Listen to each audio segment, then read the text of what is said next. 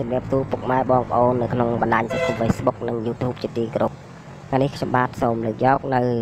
ការចិញ្ចឹមមាន់បែបធម្មជាតិជាលក្ខណៈគ្រួសារបាទអញ្ចឹងការចិញ្ចឹមមាន់លក្ខណៈគ្រួសារនេះគឺយើងចិញ្ចឹមស្រួលទេដោយយើងគ្រាន់តែយកវាបន្លែងធ្វើត្រង់ធ្វើអីវាធម្មតាឲ្យបន្លែងវាឲ្យដើររកស៊ីតខ្លួនវាទៅហើយយើងជួយរកជាអង្ករជាស្រូវបាទជាពិសេសគឺកូនមាន់តូចៗតែម្ដងគឺត្រូវរកដុំកដៀតយកមកបំបែកដើម្បីឲ្យវាស៊ីបាទយើងធ្វើអញ្ចឹងជារៀងរាល់ថ្ងៃទៅបាទនោះមាន់នឹងឆាប់ធំធាត់លឿនបា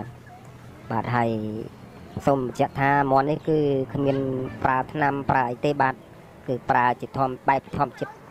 ពិតតែម្ដងបាទហើយអញ្ចឹងក៏សូមបញ្ជាក់ផងដែរថាពុកម៉ែបងប្អូនដែលចង់ពិសាមាន់បែបធម្មជាតិនេះបាទពុកម៉ែបងប្អូនអាចតំណតំណងមកខ្ញុំបាទដែលមានអាស័យដ្ឋាននៅភូមិបាត់លើសង្កាត់បាត់ក្រុងបាត់បាទខេត្តស្វាយរៀងបាទ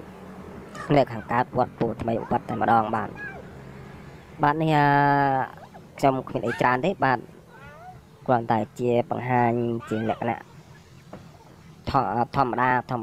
តាមបែបគ្រួសារតែប៉ុណ្ណោះបាទអញ្ចឹងកុំភ្លេចបាទបើយើងចាំកុំភ្លេចដុំកដៀងនេះតែម្ដងបាទឲ្យវាស៊ីទៅញាប់តិចទៅគឺវាឆាប់ធំហើយបាទសូមអរគុណបាទសូមជម្រាបលា